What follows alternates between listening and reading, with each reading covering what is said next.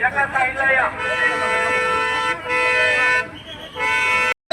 शिंदे अंगार है, या प्रशासनाचं करायचं काय, या प्रशासनाचं करायचं काय.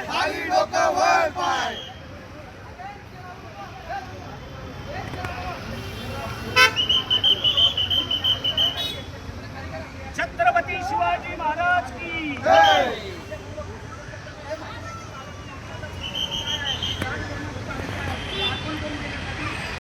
नुसार आम्ही त्यांचं नाव टाकलेलं नाही असं सांगायला. कसला जी आर मध्ये राज्य शिष्टाचार प्रमाणे जे आहे पालकमंत्र्यांचं नाव वाचणं गरजेचं आहे. हे पालकमंत्री पालघरचे आहेत, पालघरच्या निमंत्रण पत्रिकेमध्ये त्यांचं कसं नाव असतं? मग या प्रश्नाचं उत्तर द्यावं त्यांनी. मग उगाच जनतेची दिशाभूल करू नका. जनता सुज्ञ झालेली आहे आणि ते जाब विचारण्यासाठी आयुक्तांना आम्ही या ठिकाणी उपस्थित आहे. संस्थेला तो अधिकार आहे नाही बघा, हे जाणीवपूर्वक आकाशापोटी सगळं करत आहेत. आता मला सांगा तुम्ही, त्या निवेदन पत्रिकेमध्ये जे आहे रवींद्र फाटक जे नुकतेच आमदार झाले त्यांचं का नाही नाव? मग त्यांचंही नाव जाणीवपूर्वक डावलले गेलेलं आहे. हे आकाशापोटी सगळं चाललेलं आहे. आणि इकडचे शिल्पकारांची एकंदरीत त्यांचं राजकीय पूर्ण 30 वर्षाचा 40 वर्षाचा अनुभव बघता त्यांची जी पद्धत आहे काम करण्याची ती सगळ्या जनतेला माहिती आहे, राजकारणाला माहिती आहे. आणि म्हणूनच त्यांना पुन्हा जाब विचारण्यासाठी आम्ही उपस्थित राहिलेलो आहे. नाव घेत असलं तरी पण त्यांनी सर्व म्हणजे खासदारांचं नाव टाकलेलं आहे,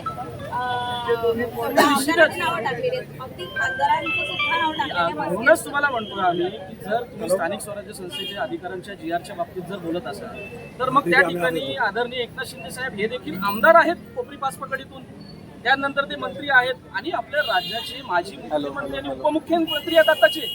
तुम्हाला त्यांचं नाव टाकण्यासाठी काय एवढा तुम्हाला छोटेपणा वाटतोय? याचं त्यांनी उत्तर द्यावं. आणि आपल्या माध्यमातून तुम्ही पालकमंत्र्यांना जे आता पालघरचे पालकमंत्री आहेत त्यांना प्रश्न विचारावा. काही हे सातत्यानं होतंय, हे असं का होतंय? हा कसं आहे असं म्हणावं की मनमानी कारभार? हा अहंकार आहे, हा माज आणि मस्ती आहे. बाकी काय याला शब्द नाहीत माझ्याकडे.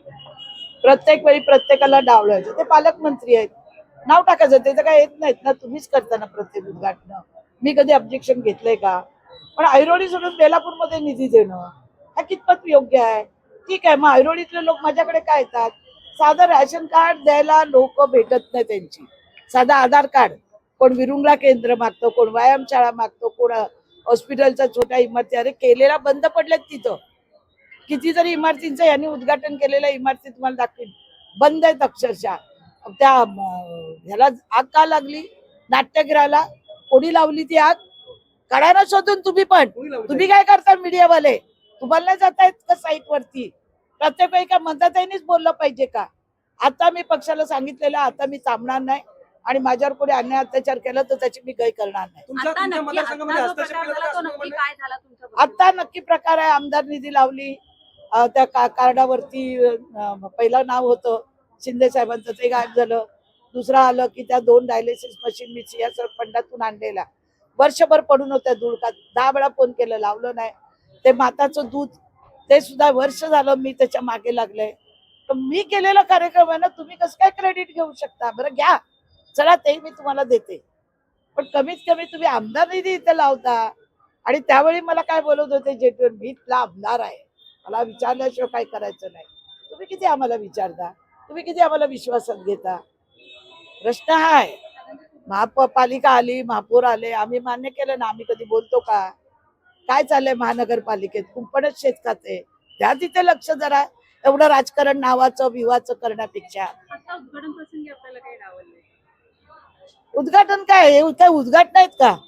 यांची 100 लोक मला धक्के मारतात आणि मी पडली तर काय करणार? मी आता आजारपणातून आलेले. बघा तिथे कोण मला कोणाला ऐकत होतं का?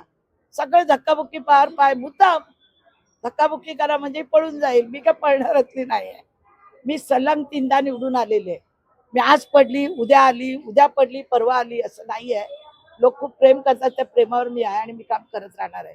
माझं एवढंच ऑब्जेक्शन आहे, पक्षश्रेष्ठीनं सुद्धा याची दखल घेतली पाहिजे.